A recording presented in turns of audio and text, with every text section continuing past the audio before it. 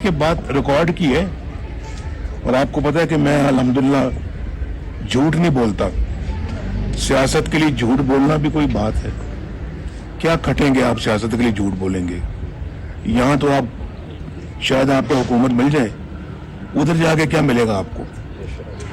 अवाम को धोखा दें, गलत बातें करें, झूठ बोलें और गलत कमिटमेंट करें, गलत वादे करें, सबज बाग दिखाएं और फिर कौमी सतह पे ये काम करें। आप कौम को धोखा दें और फिर ये तवक्को करें कि अल्लाह माफ कर देगा। अल्लाह माफ नहीं करता। अल्लाह कैसे माफ कर देगा भाई? मैंने अगर राजा साहब के कोई 5,000 रुपये भी अगर देने होंगे, जब तक मैं इनको दूंगा नहीं, ये मेरा गुनाह अल्लाह माफ नहीं करेगा। मैंने किसी के साथ धोखा किया है, फ्रॉड किया है, जालसाजी की है, मैं हेरा फेरी की है और उसको मैंने उसके हक से महरूम किया है, तो मैं कहूँ जो ना, मैं रोज अस्तगफुरुल्लाह करता हूँ, दिन में 500 दफा पढ़ता हूँ, अस्तगफुरुल्लाह पढ़ता हूँ, अल्लाह ने मुझे माफ कर दिया। कैसे अल्लाह ने माफ कर दिया? अगर जिंदगी में आपने नमाजें नहीं पढ़ी, पिछली जिंदगी में आपने नमाजें नहीं पढ़ी, 40 साल आपकी उम्र हो गई है, 40 साल में आपने नमाजें नहीं पढ़ी, 41वें साल जाके आप अल्लाह से कहते हैं अल्लाह मुझे माफ कर दे, मैंने 40 साल नमाजें नहीं पढ़ी, आइंदा मैं पढ़ूंगा, और आप पढ़ना शुरू कर दें, वो अल्लाह माफ कर देगा। हुकूकुल इबाद नहीं होते, हुकूकुल अल्लाह के हक, अल्लाह के जो हक है वो माफ हो जाते हैं, लेकिन के साथ जो आप सलूक करते हैं तो वो गलत सलूक करते हैं, वो माफ नहीं होता, वो अल्लाह माफ नहीं करता। तो मैं ये कह रहा हूँ कि इसलिए झूठ नहीं बोलना चाहिए कि मैंने ये इलेक्शन जीतना है, हुकूमत में आना है, वज़ीर-ए-आज़म बनना है, सदर बनना है, तो मैं झूठ बोल के तो लोगों को धोखा दे के वोट मांगूं और वोट लूं और फिर मैं कुछ ना करूं, बल्कि उल्टा अपनी कौम को भी खराब करूं, कौम को भी मैं जो है ना वो उसके आदतों को बिगाड़ दूं, कौम की मैं जो जो अच्छे ज़हनों को मैं खराब कर दूं, उनको भी मैं आके धोखाधड़ी वाली बातें सुनाऊं आके और धोखाधड़ी सिखाऊं, और कौम के साथ भी मैं अपना ये जुल्म ज़्यादती करूं और लोगों की नशो नुमा जो है ना वो भी मैं उसमें भी कोई खराबी पैदा करूं, मुआशी हालात को खराब कर दूं, मुआशरती हालात को खराब कर दूं, समाजी हालात को खराब कर दूं, तो मैं मुझसे बड़ा जालिम इंसान तो फिर इस मुल्क में और कौन होगा? जो बात कहें सोच समझ के कहें और फिर उसको करें। हमारा ये अल्लाह के फजल करम से ये मोटो रहा है, असूल रहा है, तो कहना बल्कि कहें कम, करें ज्यादा। लेकिन आपने हमारे दौर के बाद जो दौर देखा है, किस तरह का दौर था वो? पाकिस्तान के कल्चर को खराब कर दिया, तबाही फेर दिए, और हसद, बुग़्ज़, मुनाफ़िक़त, इन चीजों का तो वजूद ही नहीं होना चाहिए उस सतह पे जाके कभी। जब मैं वज़ीर-ए-आज़म था तो पाकिस्तान को डिफॉल्ट से हमने उस वक्त भी बचाया। पाकिस्तान ग्रे लिस्ट में था, हम वाइट में लेकर आए और IMF के साथ हमने प्रोग्राम जो है ना वो खत्म किया, बाय बाय कहा उसको। कोई किसी मुल्क से हमने पैसा नहीं मांगा, एक थैला नहीं मांगा अपने दौर में। हमारे दौर में हिंदुस्तान के 2 वज़ीर-ए-आज़म पाकिस्तान आए और आके कहा जी हम बैठे, हम बैठ के आपसे बात करना चाहते हैं। कितनी अच्छी बात थी।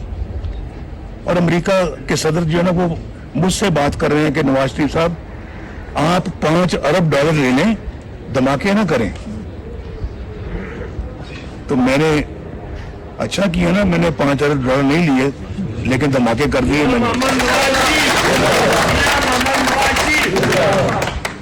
वो $5 अरब मैं कहता ना मुझे दे दो यार, पाकिस्तान के लिए नहीं, मुझे दे दो।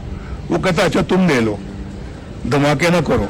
चाहे मेरा बाद में जो कुछ भी बनता वो बनता, میرے ساتھ جو کچھ بھی ہوتا وہ بعد میں ہوتا, لیکن وہ $5 ارب مجھے بھی دے دیتا. لیکن ہمارا اپنا ایک ضمیر ہے, ہمارا ایک اپنا جو ہے وہ ایک کانشنس ہے, ایک ضمیر ہے, ایک اصول ہے, اور اللہ کے فضل و کرم سے خوف خدا ہے. عوام کی بہتری اور اس کی خوشحالی کا ایک خواب لے کے ہم پھر رہے ہیں, وطن سے محبت, اور وطن سے محبت ہے, اور اس ملک کی مٹی سے محبت ہے. ہم کیسے جو ہے وہ یہ کام کر لیتے؟ تو لیکن سوچنے والوں نے یہ نہیں سوچا بھائی نواز شریف کے خلاف کچھ اور نہیں مل رہا, بھائی کچھ ملے ہیں تو نہیں ملا, چلو اس کو بیٹے سے تنخواہ لینے پہ فارغ کر دو. تنخواہ نہیں لی, اس کو فارغ کر دو. کسی ملک میں ایسا ہوتا ہے؟ اگر ہوتا ہے تو یار بتاؤ. یہ پہلی مثال پاکستان نے قائم کی ہے. پاکستان نے قائم کی کہ اپنے ملک کے وزیر اعظم کو اپنے بیٹے سے تنخواہ نہ لینے پر فارغ کر دیا. نواز شریف تھا ڈالر 104 روپے پہ تھا. نواز شریف تھا سبزیاں 10 روپے کلو ملتی تھی, روٹی 4 روپے کی تھی. بجلی کے بل لوگ ہنسی خوشی ادا کرتے تھے, اور بجلی آ بھی رہی تھی. پاکستان کے اندر گیس بھی آ رہی تھی. پاکستان کے اندر ہر چیز کی ماشاءاللہ فراوانی تھی, اور لوگ تنخواہوں میں گزارا بھی کرتے تھے اور بچاتے بھی تھے پیسے اپنے بچوں کی شادیوں کے لیے, بیٹیوں کے ہاتھ پیلے کرنے کے لیے. یہ وہ زمانہ تھا 2017 جب اس ملک کے اوپر تلواروں سے, کلہاڑیوں سے وار کیا. اچھی بلی اکانومی تباہ و برباد, اچھا بلا معاشرہ تباہ و برباد, اچھا بلا ملک تباہ و برباد. غریبوں کے گھروں میں چولہا تک بند ہو گیا, بجھ گیا. پوچھیں لوگوں سے جا کے کس طرح سے زندگی بسر کر رہے ہیں. آج زیادہ تر لوگ تو اس ملک میں غریب ہیں, اللہ تعالیٰ ان سب پہ رحم کرے. لیکن ایک آج 20-25 ہزار روپے کمانے والا شخص جس کے 2-3 بچے بھی ہوں اور گھر میں اور بھی بڑے ہوں, بزرگ, کو گزارا کر سکتا ہے؟ یار بتاؤ مجھے, نہیں بتائیں 25 ہزار روپے سے کتنے دن گزارا کر سکتا ہے؟ کتنے دن چلتا ہے یہ؟ 1 ہفتہ؟ ٹھیک کہہ رہے ہیں آپ, ٹھیک کہہ رہے ہیں. باقی 3 ہفتے کیا کرتا ہے وہ آدمی؟